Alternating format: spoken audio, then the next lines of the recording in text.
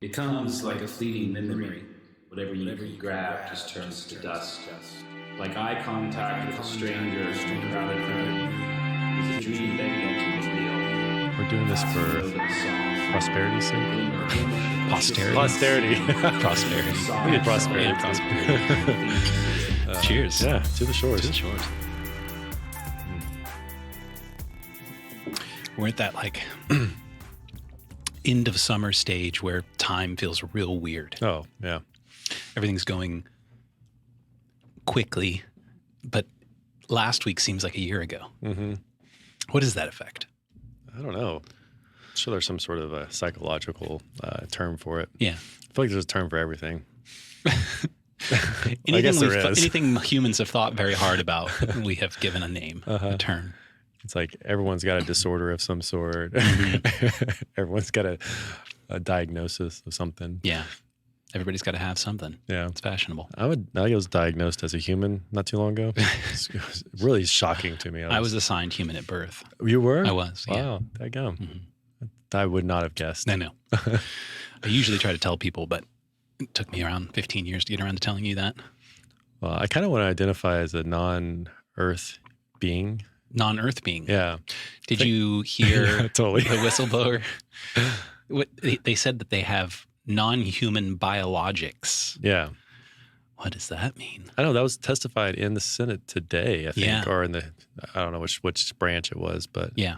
there's probably some subcommittee, but. I'm just tired of them dangling the UFO stuff around us. So I went a little bit into a dive on that last week. I listened to a podcast. Oh shoot, who was it? Oh, I forget now.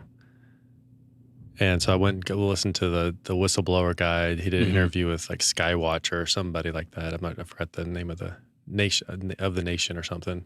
I watched that interview and I'm like, you kind of didn't say anything. Right. He just matter-of-factly was like, yeah, we have it. Mm-hmm. But also, it didn't seem like he had actually seen it. He's just been told by others. Mm-hmm. Well, everything. So there was another lady who interviewed him, and she's kind of been in this space for like 25 years. She's kind of a respected journalist in this field or this area. You know, she tries to just report like what has been told and what has been said, and not make too many assumptions outside of that. Yeah. And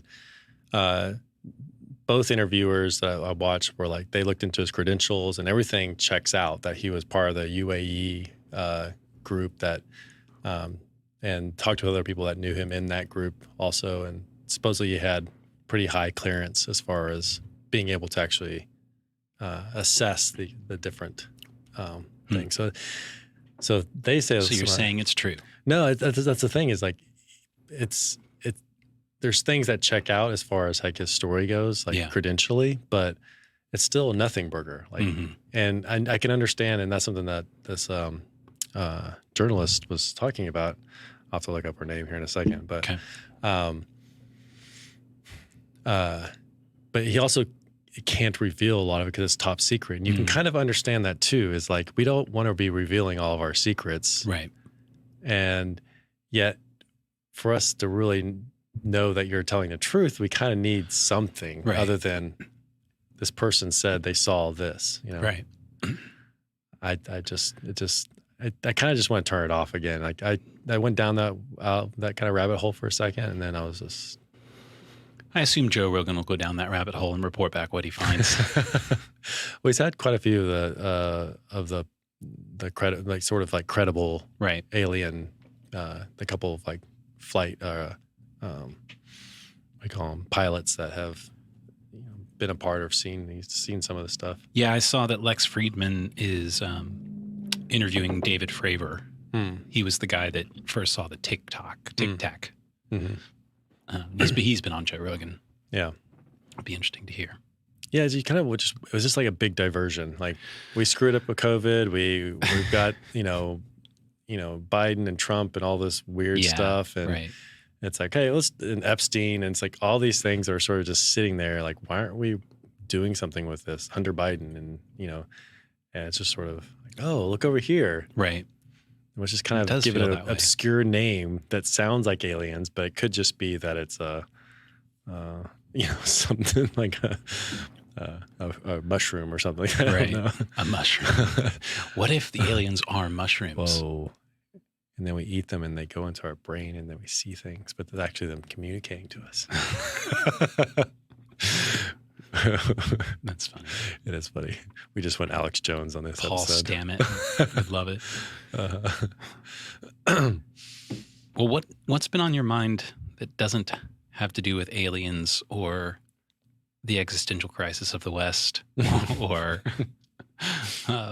presidential candidates or I was kind of curious, like where you are with the alien thing in general. yeah. Well, as I was kind of going down that rabbit hole, I was like, I wonder where Matt's at with this. Like, what's his thoughts? We don't have to spend a lot of time on this, but Yeah. I was curious.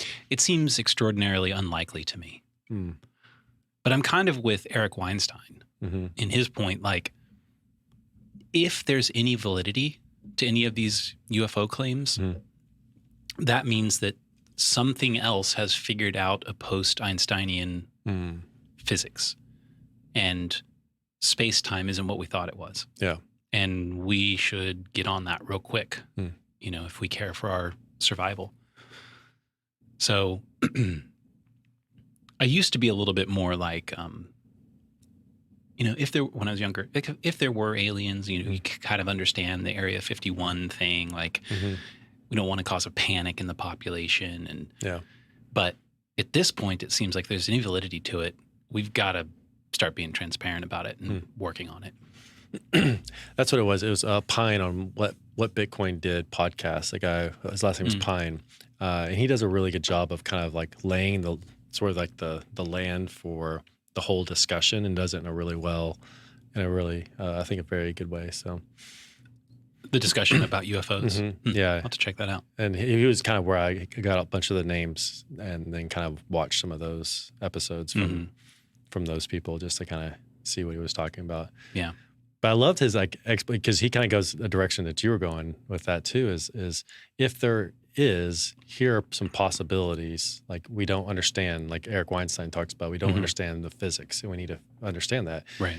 And also that part of like, are there watchers out there that once a civilization kind of gets to a certain point that they have nuclear, they can use nuclear energy or something like that, that then they kind of step in and say, hey, this is where this goes. Is that, and it was just there's some just super interesting sort of theoretical possibilities of if there were life and why they would leave us alone until maybe we reach a certain capacity for Right.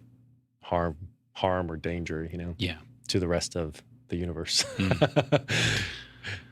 I It's don't- fascinating I don't think theories. we represent any danger to the rest of the universe at this point. We can't hardly get off this rock. But I think that's the point is where it becomes that sort of exponential growth. Right. Once you kind of reach a certain place, it's not that far to then Right. get what we've seen with like computers and stuff like that to AI, and then where does that go? Yeah. So you don't buy it. I don't know. I was pretty compelled by the Bob Lazar guy. He was on Joe Rogan, Okay.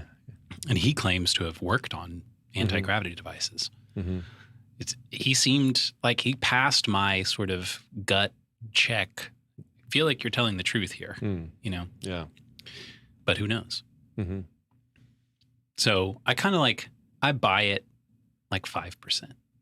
Which Okay. means I don't believe it. Using your heuristic, it's like Yeah. you have to buy it 51%, otherwise you don't believe it. Totally. It really would change everything. But I think so. I'm just sitting here thinking, I have no idea what the world is going to look like in 10 years. And to your point about the exponential growth, I think we might be the first generation who can genuinely say that.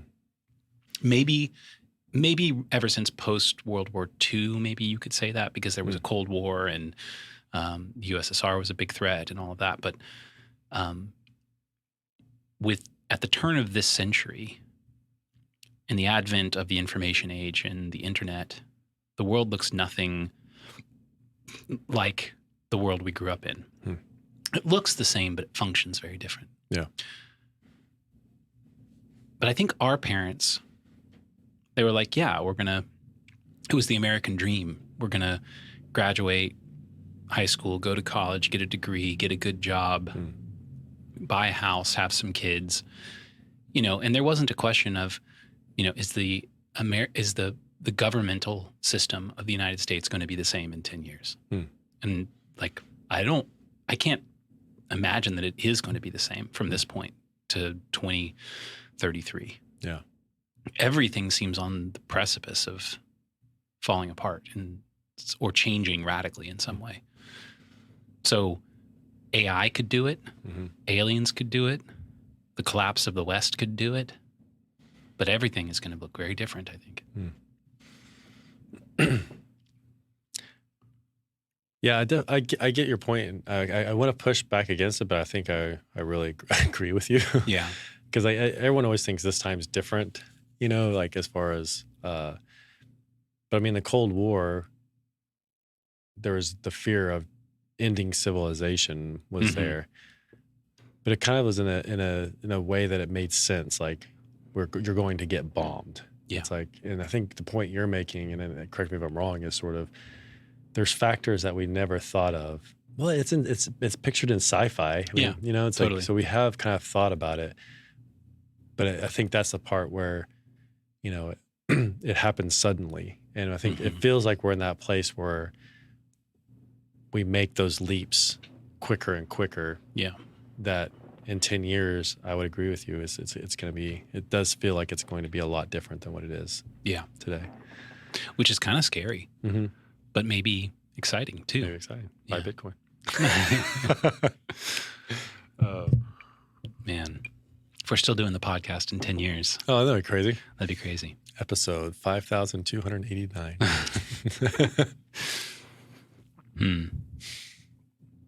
I did that math in my head. No, just playing. I mean, I hope we can navigate it. There's plenty of really smart people who are worried about it, like Elon Musk and Eric Weinstein. I don't think I'm quite smart enough to be worried about it in a practical way. I just sort of sense it as like an existential dread. I think too, like in our position, like you and I don't have the resources to really address these things in a real way. True. I think part of what we do is we talk about it, and I think that's part of maybe helping other people to listen to us stumble through all these thoughts and ideas that they can kind of push their own thoughts and ideas to another level. Yeah.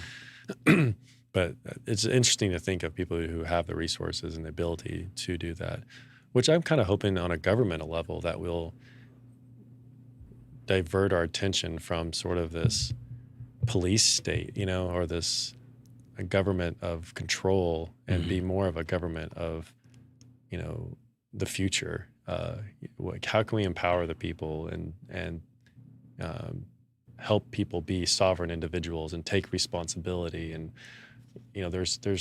we've kind of lost that narrative from the JFK where, ask not what their country can do for you, but what you can do for your country. Right. I would hope that we could find that inspiration again as far as, with the United States, but also with the world. I think that's what I would hope. Pull your mic back a little bit. It's kind of under your chin. My chin says it. You're so much louder now. Yeah. I was leaning in as I was saying more and more important things. Oh, I see.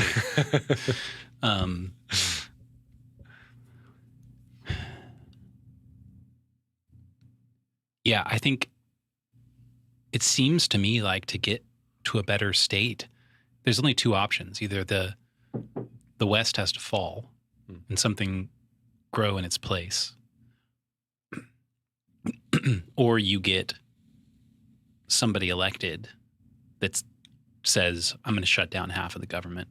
We're going to stop spending all of this money. We're going to change this dynamic. I don't think that's going to happen. It seems very unlikely. Yeah. Although I think, like, as you and I were talking earlier, is listening to kind of the RFK and Vivek, some of the lesser known candidates. I feel like they get it. This is both Democrat and Republican side of things. Yeah. And I think that's something that, like, I watched an interview with Mike Pence, and like he didn't say anything new. No. I just felt like it was just, I was like, again, it's just Pence, Trump, Biden. It's just the same thing. Yeah. Parroting something. I want RFK with Vivek Ramaswamy as VP. Put them on the same ticket. You get that unity 2020 thing because you get the left and the right, the Democrats and the Republicans. And I think Vivek is a little bit too young. He's only 37. Yeah. But if he was VP for 4 years, it could be a great thing. And he would still be the youngest elected. And then if he was elected president in the next cycle, he'd still be the youngest president ever elected. Wow. At 41. JFK was the youngest president ever elected. I didn't know that. Yeah. Did we find out how old he was? Yeah, 46. 46. Okay. Wow. It's like me if I became president. Yeah. Next year. Right. Totally. Well, I guess I'll run. You heard it here. I'm running for president, guys. My platform is the last 4 years of Shores of Ignorance. Just go listen to Just it. go You'll listen to understand it. everything. And donate. Yeah, that's pretty wild.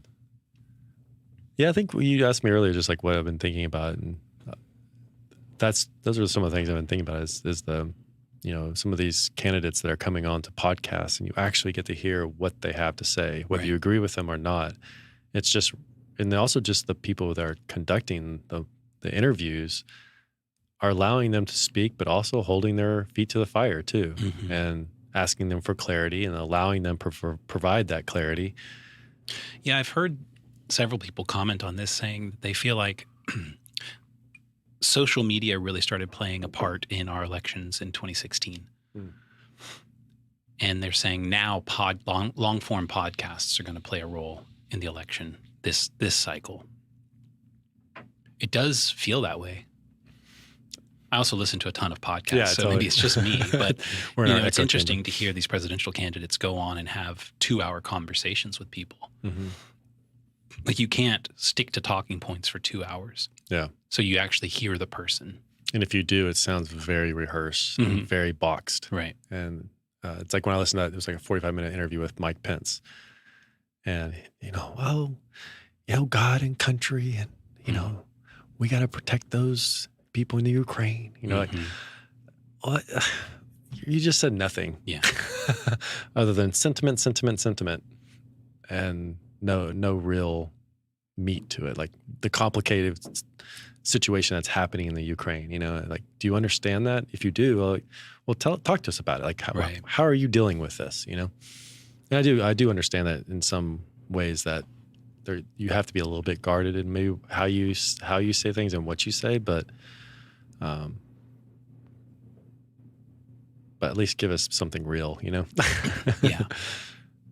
But yeah, so I think that's something I've been super impressed with is watching, and also watching the different interview styles, kind of like you were saying earlier. I thought that was helpful to hear different people interview the same person. The All In podcast has been my favorite. They're trying to interview all of the candidates. I think they've only done Vivek and RFK so far. But their podcast is such a great platform for that because there's progressive Democrats. And there's 4 guys, right? One's a progressive Democrat, one's a conservative Republican. And they're good friends. Yeah. And so you actually see like a real balanced conversation about certain issues. And so putting a presidential candidate into that is a great way to see them. Great way to understand who they really are. Honestly, this day and age, I don't see how a presidential candidate cannot be on Joe Rogan or the All In podcast. Yeah, at least those two. Just the viewership in general of those two things is huge. Yeah.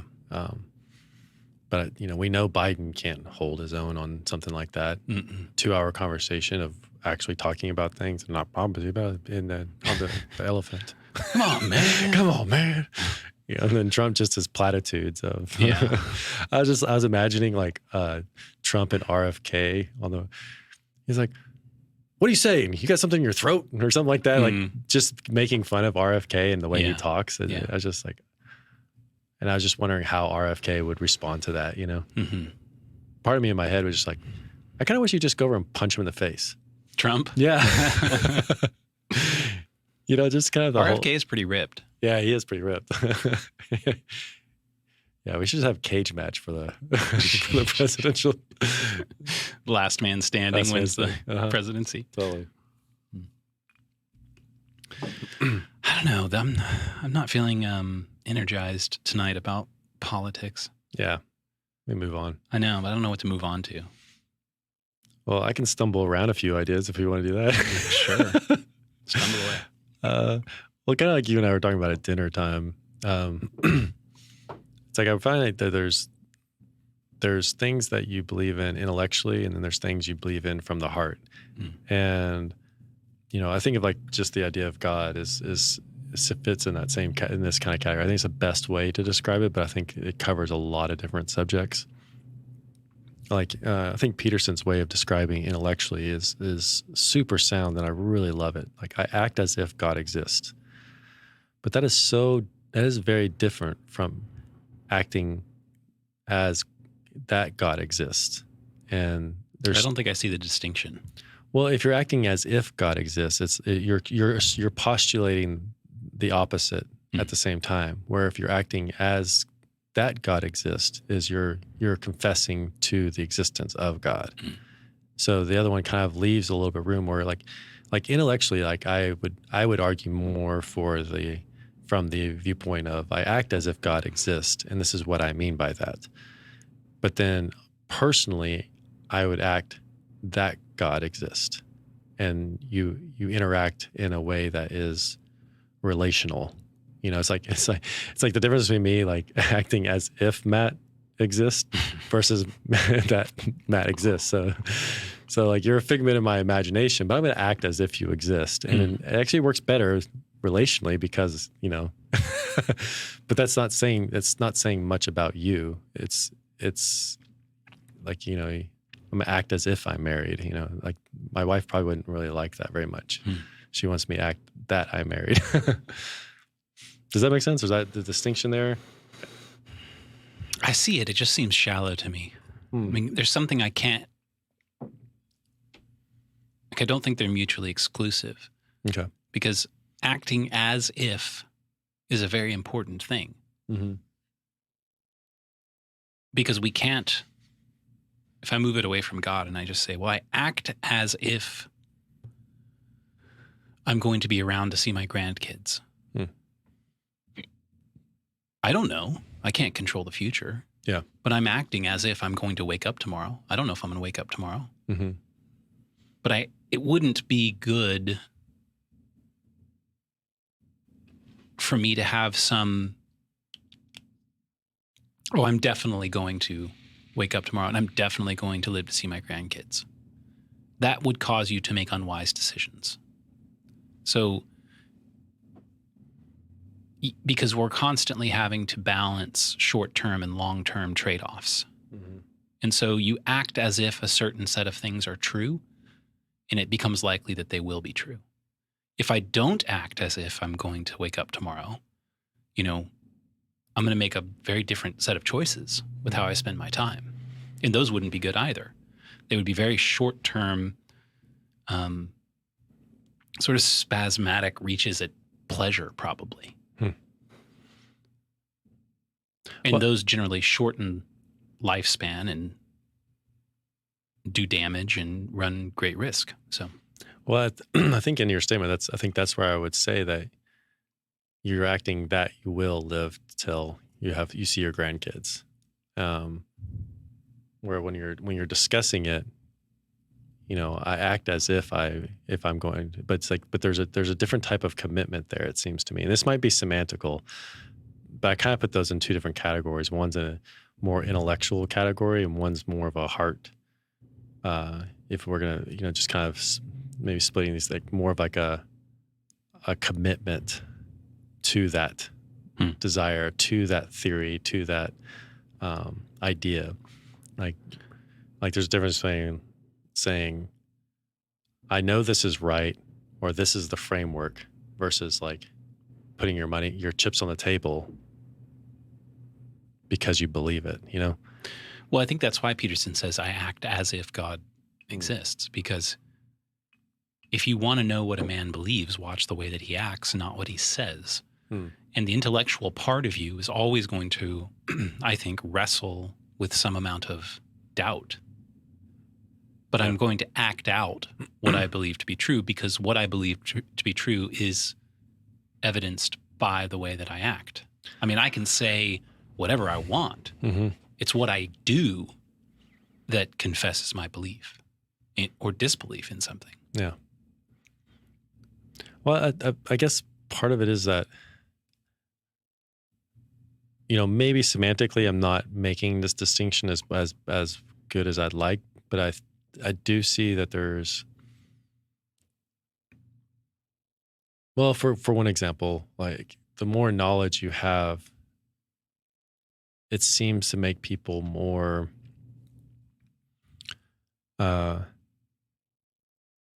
prone to mistakes.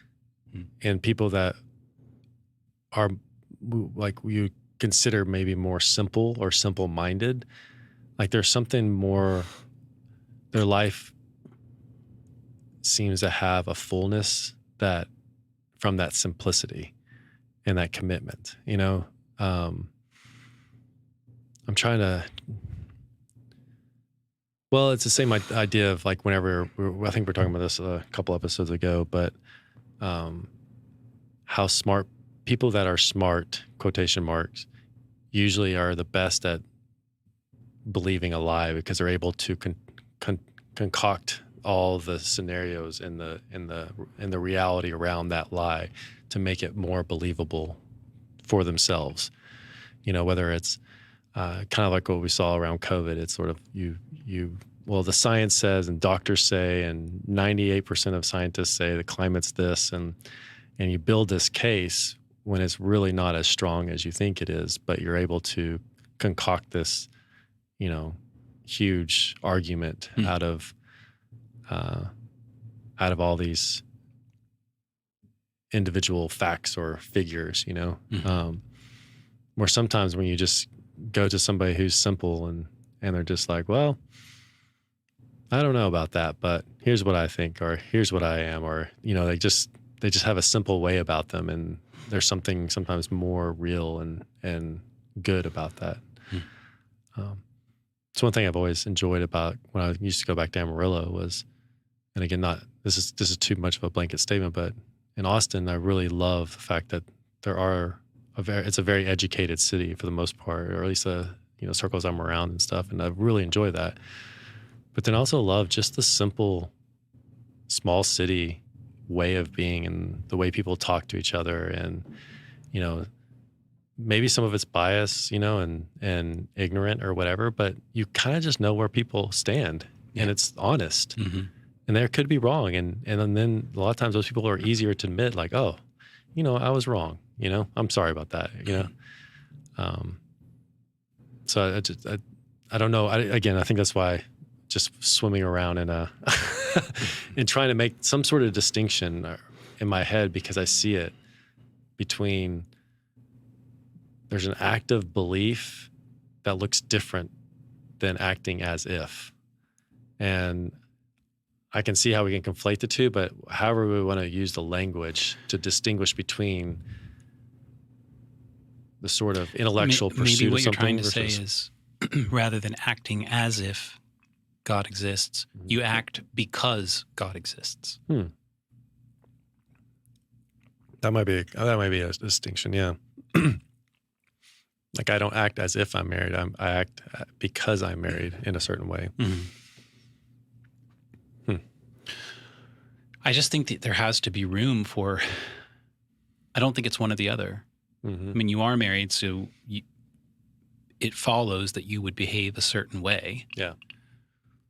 But in a sense, we don't, okay, God exists. What does that mean? You don't know. Yeah. All of the religion in the world is an active pursuit of understanding, well, what does that mean? Mm-hmm. So you don't know. So you don't act the way you do because God exists. Because you don't know, okay, he exists. So what? What does that mean? What does that tell me? How do I act now? Like I can say of you, yeah, you act a certain, you only sleep with your wife because you are married. Mm-hmm. But what does it mean to be a husband? You're learning that every day. True. Yeah. And so there's a certain amount of, like the Bible says, to work out your faith with fear and trembling. Mm-hmm. Why? Because you don't know. Your faith in what? You're learning constantly. And so this is the conundrum of being a conscious being, being aware of the future. I'm going to act as if I understand what it means that something would be a certain way because God exists. Yeah. But I don't really know what the proper way is, so I'm going to work it out with fear, not because it's scary, but because I'm scary, because my limited understanding, my limited ability to grasp what that all is and what that means that I'm over my skis essentially, and I might fall. No, I like that. That's good. I love that. I mean, because I think I agree with you. There's that multiple, that dynamic aspect of life and how we live. In that, you've got the complexity of, acting as if God exists and acting because God exists and acting, as if God doesn't exist. I think we do have this complex ideas kind of rolling around in our brains, and it's like we kind of have to explore all of those things, not at once, but you kind of have to be like, I think looking at the idea that God doesn't exist is a very important and valuable thing because it kind of tests what you believe and what you think, So I liked how you laid all that out, and that it is a complex part. It's not that you just believe in God, or believe that there is a God. It's like, because there is so much we don't know. It's the same thing with, or any relationship, there's a Matt that I don't know, and I have to accept that too. Mm-hmm. And also a friendship, it's like I act as if we're friends. Right, totally. And at the same time, it's like I believe that we are friends. And well, and if you and I got in a terrible fight on air, our relationship might be in question. Mm-hmm. But I would say my hope would be for myself that I would continue acting as if we were friends, even if I wasn't sure. Totally. Mm-hmm. Because I want to be friends. Mm-hmm. And the way that you stay friends is you act as if you're friends. Oh, true. Because that doesn't mean that we aren't friends or that I'm admitting doubt in something necessarily. Mm-hmm. It just means that the proper way to orient yourself toward the world that you don't have control over and you can't predict is to act as if the world is the way you would like it to be. I can't really see a way around that or a place where that's not true. I mean, it applies to like your space as well. Mm-hmm. I'm going to act as if my home is a good home. What does that mean? Well, you don't really know. You don't know what systems are quietly about to fail you in your home. But if I act as if it's a good home, I'm going to be attentive. I'm going to notice the dripping faucet and take care to fix it. I'm going to notice where clutter and dirt have built up and clean it and tend to it. And by acting as if something is true, I thereby make it true. I like that because you make me think of marriage too. It's like you you pledge yourself to somebody, and then you act as if you're married. And at some point, the marriage thing happens. Mm-hmm. Like it's happening. You're like in the moment of it. Yeah. But you also, there's moments where like that the activity of marriage is falling apart, and you act as if you are married Mm-hmm. because you've tasted something, you know what it is, and it is good, and you want to be committed to it. Yeah. And it's like, I'm going to act as if I'm married, because in my heart, I don't feel that way, or in my mind, something's not right here. It's like, Well, that reminds me of, I was trying to work this out. I wrote about this in my eulogy for my dad, about the idea that truth isn't something which is, it's something which is happening. It's active. yeah, It isn't some final state which is described. yeah, I mean, you can say certain things about marriage. They will not fully describe any given marriage. They won't even you inside your marriage could sit down and say everything that you know to be a quality or attribute of your marriage. And yet tomorrow you're still going to have to learn what it means to be a husband. So yeah, I think that's why with things like marriage and things like God and things like the future, you act as if. You don't act because of. That's just our nature, the nature of being a being who lives inside of time. We have to go through time. We have to, and we get to go through time. We are involved in the process of all things becoming what they will eventually be. And I find that to be a beautiful and terrifying blessing. I don't know if I maybe it's just, again, semantics, but I do believe that there is a I feel like when you act as if, a lot of times that's in time of doubt, in time of uncertainty, but your experience has told you something different. And so when you're in time of doubt or uncertainty, and that's a complex thing because you can be certain and uncertain at the same time about a lot of things, and it's that kind of like, I feel like that's where that kind of comes in. But I feel like there's a place, like T.S. Eliot talks about it. It's the dance. It's the in-between space. It's like you can't say whether it's here or there.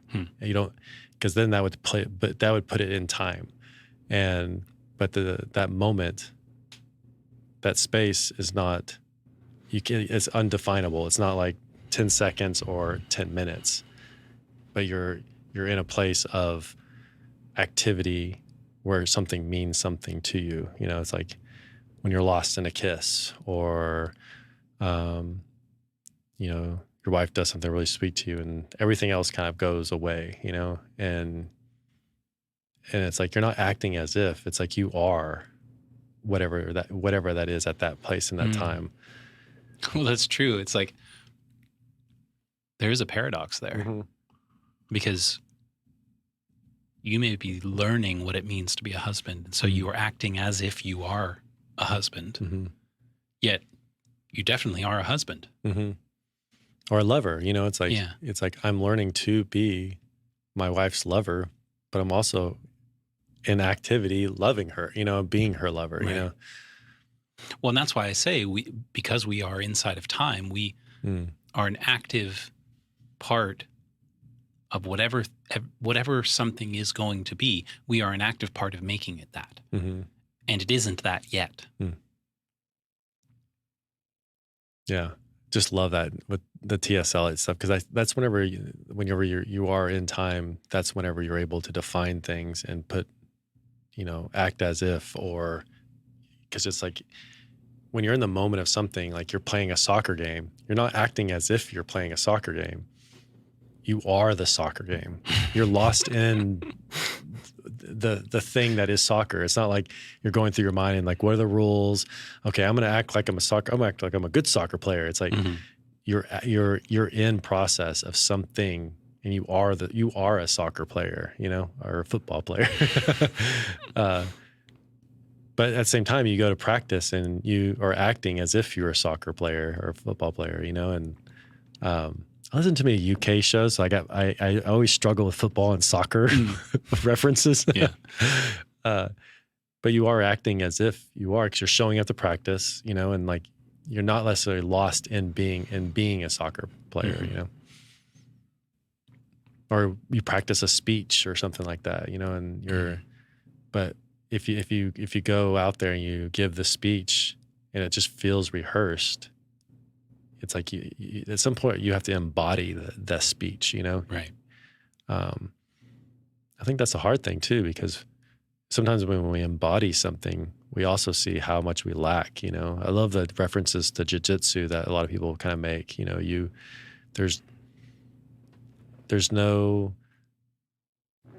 can't, when someone pins you and kicks your butt, you can't be like, make up an excuse. It's like, no, you lost. You had to tap out or you're just going to break your arm, you know? Right. I don't know. I kind of lost the thread on where that one was going, but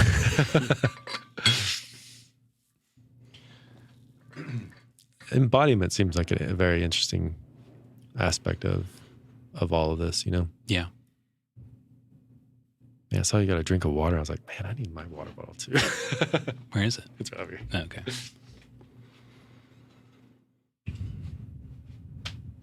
Yeah, when you're enraptured in something and fully embodying something,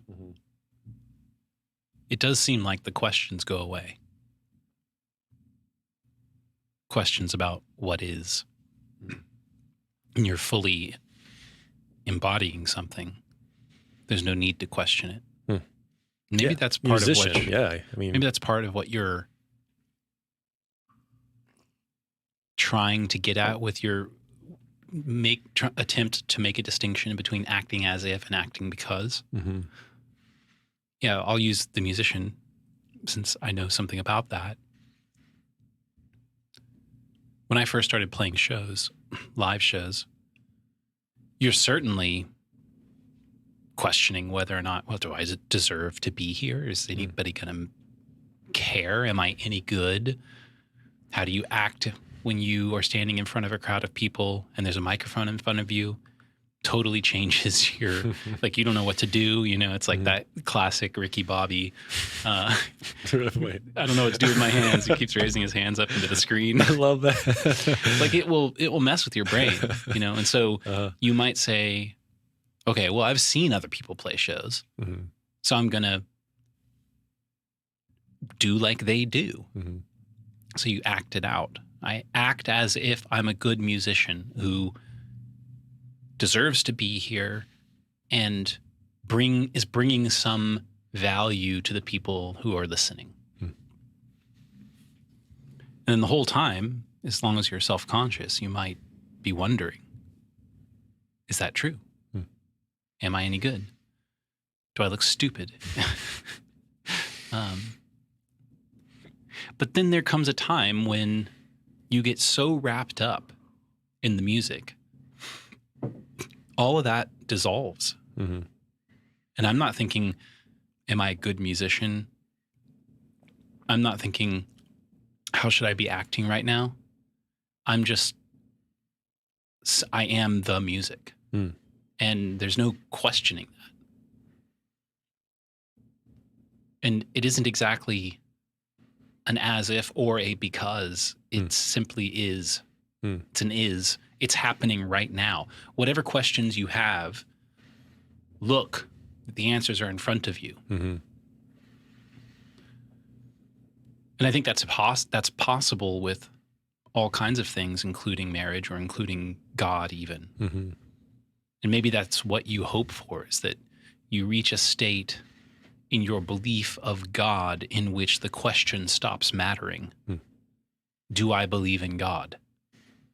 You know, it becomes as silly as asking me if I believe in you. It's like we don't sit around on our podcast wondering whether or not we believe that each other exist, you know? That'd be fun though. We're just that question doesn't make any sense in this context. Totally. And I think that our ideal state is am I a soccer player? Well, if I am, then I wouldn't be asking that question. Mm-hmm. Because I would be too busy being a soccer player. Oh, yeah, interesting. You know? Uh-huh. Am I a musician? Well, if I am, I wouldn't be asking that question because I'd be too busy being a musician. Do I believe in God? If I do, I would be too busy doing whatever that is to ask the question. Yeah. I think this was really helpful. I think you kind of helped dissect some of that for me as far as. Yeah. Well, and I just want to, I want to say that in any of those things, whether it's belief in God or marriage, soccer, music, we don't and possibly cannot exist in that fully embodied state all the time. Totally. So the test that I just set up, it's like, if you are a real soccer player, you don't really have any time to ask the question, am I a real soccer player? But that's really only true in the heat of the game. The game ends, it has to pause. We have to rest. We have to sleep. We have to go home. We have to eat. There's all these times when we're outside of that embodiment. And the doubts creep in. The questions creep in. You have time for the questions. And you have to again say, well, I don't know. My mind might be playing tricks on me. This might be legitimate doubt. Or it might just be that old insecurity that I've been working so hard to leave behind.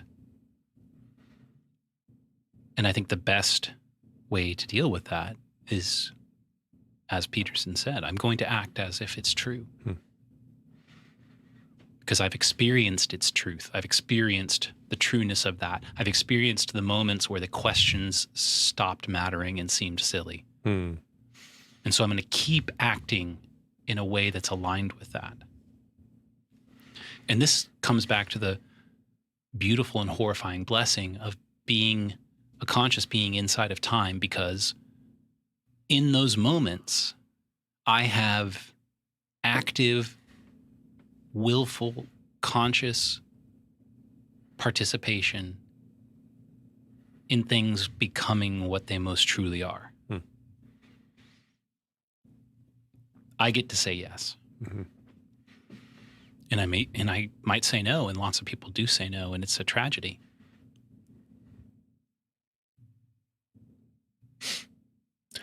It kind of makes me think of also, I don't know, the counterpoint or the counter negative to this is, you know, I think about horrible things that happen in the world and how people carry those things out. I mean, we're talking about soccer player, musician, belief in God, you know, business person, marriage, that kind of stuff too.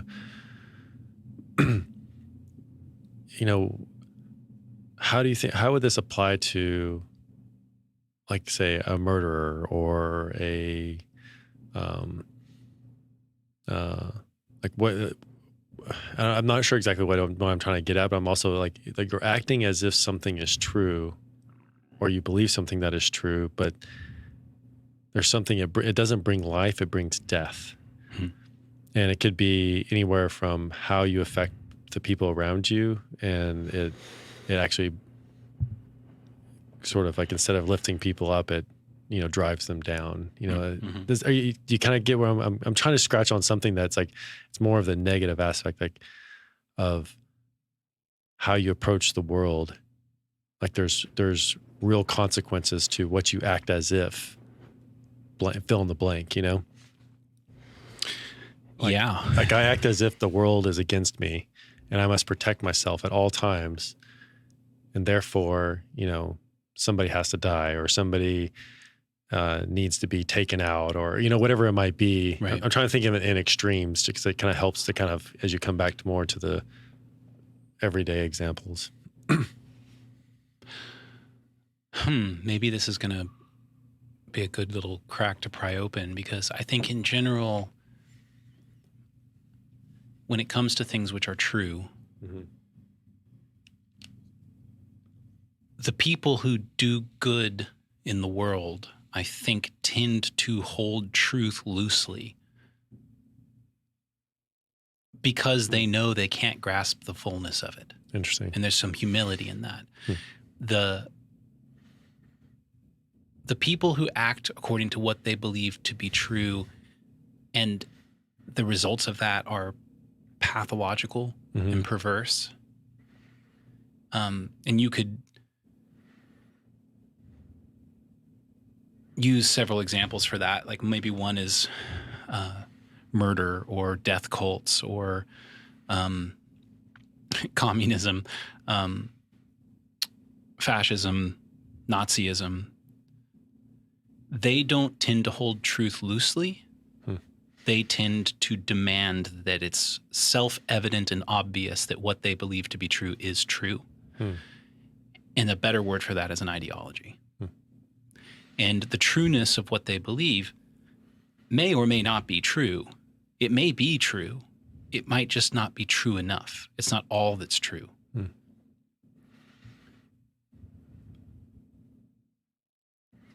Which comes back to this idea of acting as if. That's like another way to say I'm holding this loosely because I know that I don't understand it. And so I'm going to, with some amount of fear and trembling and humility, act in the way that I see as according to that truth, but also keep myself aware enough to know that I might take it off the rails and I'm going to have to correct myself. Those who make the world worse do so as to not correct themselves. It's interesting. So you're almost using I act as if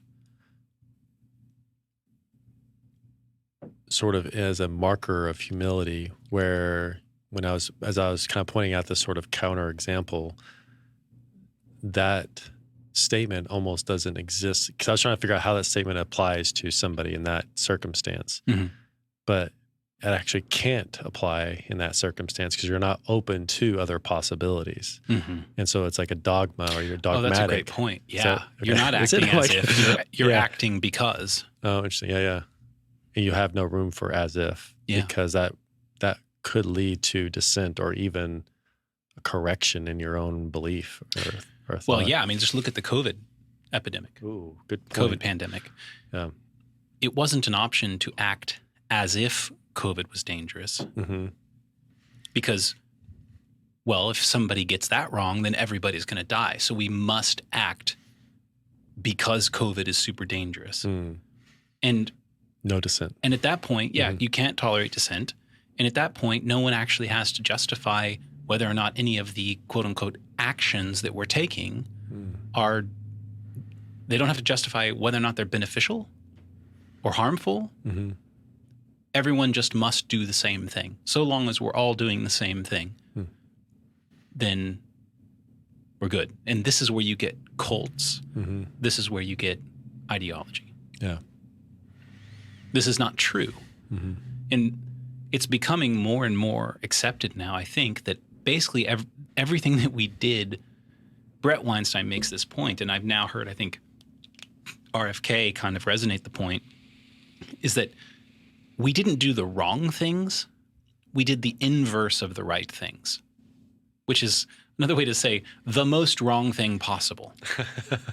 And maybe that is the terrible and inevitable consequence of being arrogant enough to think that we know what's true. Yeah, I think the statement like trust the science encapsulates that. Like the science, in the true sense, always has the what if or what about, where, it became where science was this definitive thing, where it's actually the mode in which we explore Yeah. ideas and the structure. Right. That's a good example about the COVID thing. I think that does kind of encapsulate that. There's no room for, okay, hey guys, this is scary. We're going to act, here's a level, we're going to act as if this is a level 7. We don't know. It could be a level 9. It could be a level 5. We're not sure right now, but we're going to kind of pick level 7 right now and then reevaluate as we move forward, where at some point it became, this is level 10. And if you dissent from that, then You're part of the problem. you're part of the problem. Right. Yeah. Like you don't want to get vaccinated. You don't want to wear a mask. It's like where. Another, I don't know if this is going to fall apart on me, but another great example is just simply the spectrum of color in the rainbow. Oh, gotcha. I mean, we agree on a lot of different names of colors, but where exactly does red become yellow? I mean, we act as if a lot of things are yellow, which really may be orange in a different light or green in a different light. All categorization is an acting as if. Yeah. And so what you said about, okay, we have this deadly virus and we don't know. It might be a level 7 emergency. It might be a level 5. It's probably in that range. We don't know. We're going to get more information and we're going to do some adjustments and like, oh, thank God it was actually only level 2 or holy shit, it's really a 10. But if we just say, this is this, and anyone who disagrees is threatening our lives and must be done away with, you will always end up exactly wrong, I think. Which is interesting because there's an example of this that is kind of, but it has to do with children, where when our children are young, there's many times where we need them to just listen. Like it doesn't matter. Like I yell your name, you come here now because you might be getting hit by a car, right? But you just don't have the wherewithal, to understand the functioning world around you. I think that's where some of these things is like we're being treated like children. But if you yell at a 18-year-old and you say just do what I say, it's like that's just the wrong thing to say. You're infantilizing that person. You're preventing them from being everything that they could be. Yeah. I mean, it's a really great example. But a 2-year-old, you need them to react immediately. Yeah. I mean, I'm sure I've told this story on the podcast before, but it just seems relevant to me. When my son was maybe 3 years old, we had a bunch of people over to the house and it's in the winter, I think, and I had a fire pit in the backyard, and above ground metal fire pit. It was very hot, right? It had a fire in it. And he kept wanting to go up and he was reaching his hand out like he was going to touch the fire pit. I kept reprimanding him. Hey, don't do that. And in a sense, I was asking him to act as if that fire pit was hot. But he didn't really know what that meant. He'd never been burned before. So how do you act as if that's going to be the consequence of touching the fire pit? And eventually I just decided to let him touch it. Touched it, burned himself, never touched it again. Right? But I can't. This is the thing about the other side of being embodied and being an active part of the creation of truth is that you can't just Matrix style download the lessons into your son's head. You have to let him experience it because that's the only way to know what it is. How do you explain to someone who's never experienced being burned what that is? Like you can't, not fully. So the truth is something which happens, not something which is in that sense. And so that's why to reprimand and demand compliance from a teenager is so damaging to them because you're preventing them from engaging in what's true. You're preventing them from bumping up against the real world and knowing it. not knowing it like a piece of information or like the goddamn trust the science, but knowing it because they've met it, they've felt it, they've touched it, they've been hurt by it, they've been comforted by it, they've actually experienced it, they've been embodied.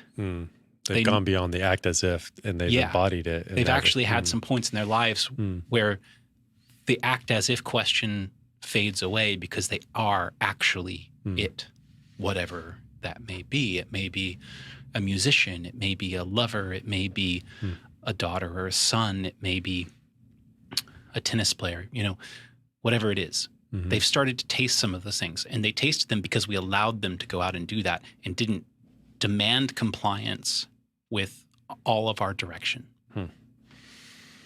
Super fascinating. You kind of started like bringing up some thoughts and ideas as far as like entrepreneurship and sort of exploration. Is like you need a society that gives a framework, a proper space for people to be, but then you also have to allow people to go outside of that in order to explore. Yes. Like in business, it's, in a capitalist society, not crony capitalism, but in more of a true capitalism, you allow people to go out and start businesses and fail, where, in communism, you have the state is in charge of that business, and, you allow the business to thrive, and you keep feeding it, and it may or may not be useful at some point, but you don't know that because you've put all your resources into it, and it so much is demanded of it. There's no other option where it could be better, and it gets static and becomes irrelevant. But we're like in a capitalist system, it's like where, if we were just only using, I think I'm stretching this too far. Trying to get the right example on this one. Well, okay, let me kind of come back a little bit. Like, you need people to explore, even like in a COVID situation, it's like, okay, here we are at a level 7, it's like, it could be level 9 or it could be level 5. It's like, you kind of need to allow certain space within this because you're going to allow people to explore, and there might be negative consequences to that exploration, but it'll be better for everybody if you allow some of that exploration. Like, you think about the difference between Texas and Florida and California and New York. That kind of happened in a little bit. It's like, as people started to see, it's like, oh, wait, Texas and Florida are wide open, and it seems to be not that bad, or not as bad as we thought, where New York and California were so strict that, you wouldn't have known that that COVID was over maybe for the next 10 years, because it's like, it's too dangerous to even ask the question. Right. Well, maybe it's like that movie, The Silo. I haven't seen it yet, but it makes sense. Yeah. The outside is safe, or is unsafe. We don't know why it's unsafe, but it's too dangerous to ask the question. It puts us all in danger of extinction. Yeah. So we must behave as if that's true. Yeah. Whether it's true or not.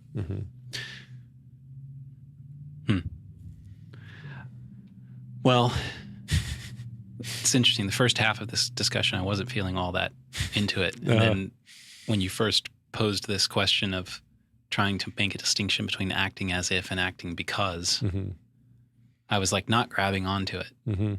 But I actually think we made some productive progress on the idea. It was really helpful for me anyways. I feel like I've got some more basis to kind of like explore a little bit more on this because it was helpful for me anyways. So thanks. Yeah. Cheers. Cheers. Thanks all for listening out there. Yeah, definitely. If you made it this far. For sure. We love y'all. Can we like plant an Easter egg? If you made it this far, DM us on Instagram. And the first one to do it gets a Shores of Ignorance glass. You can do that. I'll do that. Just one. I'll send you a DM us. Yeah. The word soccer player. Soccer player. Yeah. Okay. We're done. All right. Bye. Bye. That's great. I wanted to be good enough that someone would actually. You can come up with a different word.